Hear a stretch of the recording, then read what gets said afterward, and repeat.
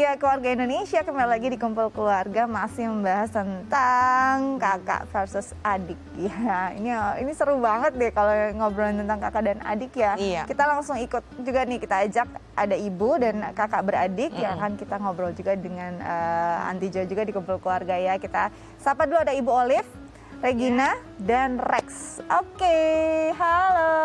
Halo, Olive, Regina, dan Rex. Cantik dan cakep ya. Iya. Bahkan kayaknya nggak sama maminya ya, kayak sama kakaknya ya. Iya, kayak sama kakaknya. Oke, Ibu Olive. Ini seru banget ya punya sepasang ya, ada putra dan putri. Usia berapa sih sekarang Regina dan Rex? Regina tahun ini udah 13, tahun ini 8. Seru ya, berarti sekitar 5 tahun jaraknya ya. Ini waktu itu saat Regina mulai dipersiapkan jadi seorang kakak, ada nggak sih hal-hal yang memang dipersiapkan agar Regina siap nih pas ketemu adiknya, tidak merasa tersisih juga, tidak merasa ada persaingan? Apakah ada hal-hal yang memang dipersiapkan sebelum adiknya lahir? Sebenarnya nggak ada sih ya dulu ya. Dulu malah berpikirannya sih cuma mau ada satu anak, jadi ini bonus sebenarnya sih ya. Jadi ya udah ada Dede. Mungkin kalau Regina saya perhatiin perkembangan emosinya dia sih, dia excited gitu waktu kecil. Cuman pas waktu saya melahirkan di rumah sakit, dia waktu itu untung ada mama saya sih ya yang dampingi. Dia sempat kayak nangis gitu, mungkin lost ya, karena kan selama ini mama kan di rumah. Tadi pas saya lahiran adiknya, saya di rumah sakit. Lalu dia sempat nangis-nangis gitu. Tapi untung ada neneknya yang jagain gitu. Oke, jadi sempat yang sosok ibu biasanya di rumah, tiba-tiba tidak ada di rumah gitu ya. Ini satu perasaan awal merasa wah ada orang baru yang mencuri mama gitu ya. Iya. Waktu itu Regina perasaannya saat pertama punya adik seperti apa sih? Selain memang kan semangat ya mau punya adik ya, tapi akhirnya memang harus berbagi kasih juga dengan adik. Ada nggak sih mungkin rasa sedih atau ya nanti mami nggak sayang aku sepenuhnya atau apa gitu, Regina? Menurut saya itu adik itu seperti teman ya, bisa bersama. Ya ada beberapa saat ya pasti ada rasa cemburunya ya, seperti kayak kenapa harus adik yang dijaga, kenapa nggak saya? Ya. Dan itu memang wajar sekali ya, Aunty ya, muncul ya. Kalau Rex sendiri melihat kakak seperti apa sih, Rex? Biasa aja. Kakak baik gak sama Rex? Biasanya main apa kalau sama kakak? Biasanya main kayak gobak sodor. Oh, seru ya pastinya ya. Ini adalah satu hubungan yang sebenarnya menyenangkan, bagaimana kakak dan adik ini bisa melakukan aktivitas yang menyenangkan bersama-sama. Aunty, ini sebenarnya hal yang baik tidak sih untuk membangun chemistry atau kedekatan antara adik dan kakak?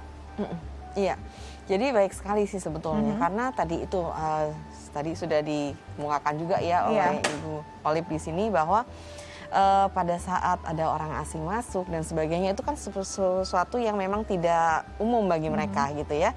Nah tapi di sini bagus sekali tadi Rex kan biasa aja, jadi dia kan having fun juga sama kakaknya gitu ya. Dan ini adalah sebetulnya relasi kakak adik itu adalah hubungan yang pertama kali terjadi sebelum mereka itu kemudian beranjak ke masyarakat. Jadi kayak semacam ini adalah interaksi latihan sosial pertama gitu ya. Betul. Latihan untuk bagaimana mereka interaksi sosial pertama ke masyarakat itu dipelajari justru dari hubungan kakak dan adik. Luar biasa, inilah interaksi sosial pertama sebelum dia ke masyarakat. Jadi harus bagaimana lebih wise lagi ya menghadapi si adiknya ini ya. Benar atau banget. menghadapi kakak. Ibu Olive, pastinya kadang memang kakak beradik main bersama, tapi tidak bisa dihindari juga kadang-kadang mungkin mereka berselisih gitu ya. Apa sih yang Ibu Olive biasa lakukan saat mereka sedang berselisih? Kalau mereka berselisih, kalau masih mau dengerin saya kasih nasihat ya gitu ya, ya saya akan intervensi. Tapi kalau misalnya udah diintervensi mereka ribut-ribut, saya biasa tinggalin. Saya bilang udah urusan kalian beresin. Ya, habis itu saya tinggalin. Nanti nggak tahu gimana jadinya mereka baik sendiri sih. Baik sendiri. Itu lagi kakak adik sejatinya begitu ya, habis bertengkar 5 menit juga lupa. Ini aku mau tanya Regina, biasanya apa sih yang diselisihkan bersama adik?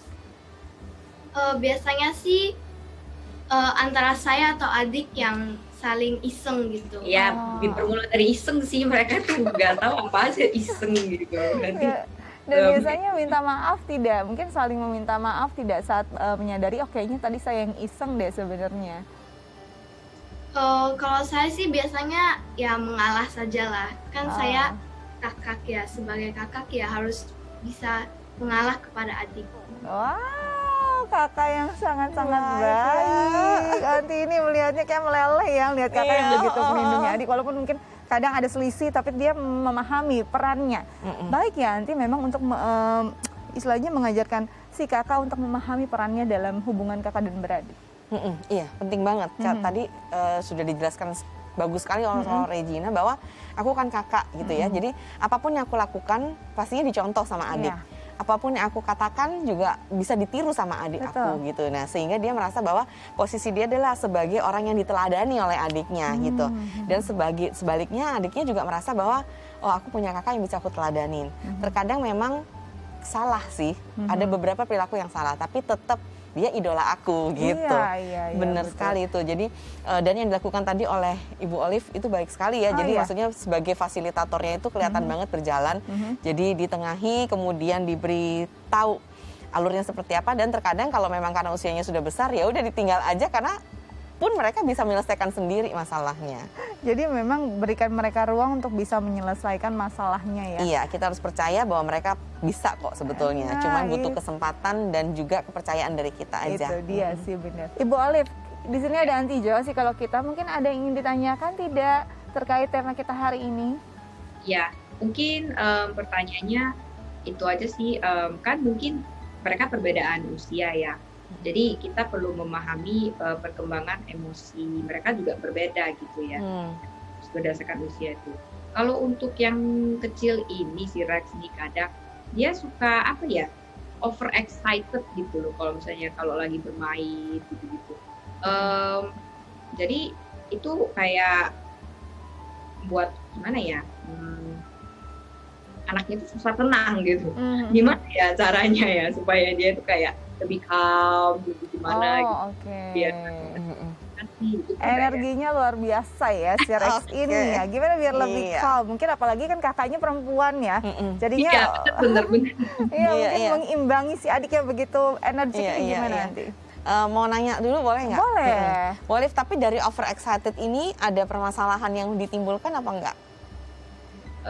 Kalau si Rex itu permasalahannya sih dia nggak sampai fisik kayak pukul-pukul atau gimana gitu, tapi dia kadang suka apa ya, kayak gelisah gitu, kayak kesannya kelihatannya anaknya suka gelisah gitu, apa terutama kalau mau tidur gitu. Oke. Gimana Tanti? Iya, makasih pertanyaannya Bu Olive ya. Ya, jadi emang Rex ini anaknya aktif sekali gitu ya tampaknya ya. Dan ini juga wajar karena satu berada pada memang taraf perkembangan kan masih kelas 3 SD, di mana juga masih mengembangkan otot-otot motorik besarnya gitu. Terus kemudian juga apalagi anak cowok gitu kan ya. Nah, sehingga kadang kalau bermain tuh over excited gitu. Nah, sebetulnya hari ini tidak menjadi masalah karena justru dengan excited itu mencerminkan bahwa dia itu senang saat bermain. Dia happy, dia bahagia pada saat bermain, dan dia mengeluarkan semua energi yang ada dalam diri dia untuk bermain gitu. Nah, tadi kenapa saya tanyakan ada masalah enggak? Dalam hal interaksinya kan nggak ada masalah gitu ya. Jadi sebetulnya nggak masalah, nggak apa-apa. Hanya saja pada saat misalnya tadi pada mau tidur, jadi akhirnya susah tidur karena jadi gelisah sendiri gitu. Ya. Nah, memang pada anak-anak aktif hal ini wajar kalau misalnya mengalami hal yang namanya sulit untuk tidur atau memulai tidur. Karena di satu sisi masih ada sisa energi yang memang harus masih dikeluarkan, tapi di sisi lain dia berada dalam posisi jam dia harus tidur gitu kan. Nah, sehingga satu sisi belum selesai, satu sisi dia harus tidur gitu. Jadi akan ada timbul perilaku-perilaku kegelisahan itu. Nah, kalau coba kita perhatikan pada saat misalnya pada saat hari itu dia memang benar-benar menguras semua energinya gitu ya, akhirnya yang main benar-benar full fisik. lempar, lompat, kemudian apalagi kemudian bisa kejar-kejaran misalnya sama kakaknya. Nah itu pasti tidurnya akan lebih gampang dibandingkan kalau pada hari itu lebih nggak ada aktivitas fisik, itu akan lebih gelisah karena energi yang memang akan keluar itu masih ada banyak gitu sebetulnya yang belum keluar seperti itu. Jadi nggak masalah sebetulnya. Dalam hal relasi juga kan oke-oke aja, jadi nggak ada yang perlu dikhawatirkan sebetulnya. Jadi wajar-wajar saja. Rex harus butuh banyak aktivitas saja ya di siang hari ya, Rex ya. Tambah olahraga ya. Tambah olahraganya ya. Banyakin kegiatan fisiknya lagi. Jadi Makasih banyak loh. Iya, sama-sama. Jadi bobonya lebih tenang, lebih nyenyak ya. Oke, Ibu Olive, Regina dan Rex, terima kasih banyak Terima kasih. sudah berbagi cerita di Kumpul Keluarga. Tetap jaga kesehatan ya. Sampai ketemu lagi. Sampai ketemu. Terima kasih. Bye. Bye-bye, Rex. Bye. Lucu banget ya, seru ya. Memang anaknya seru tuh banget. sumringah gitu ya, dan aktif. Aduh, tambah semangat nih kalau kita ketemu sama anak-anak yang luar biasa seperti ini nanti. Kita nanti akan lanjut lagi ngobrol tentang kakak dan versus adik ini. Apalagi kalau perbedaan usianya mulai besar, si kakak sudah masuk ke pra-remaja, ini mulai berubah juga nih ya pola hubungan mereka. Nanti kita bahas, tapi kita harus jeda dulu. Jangan kemana-mana, tetap bersama kami di Kumpul Keluarga.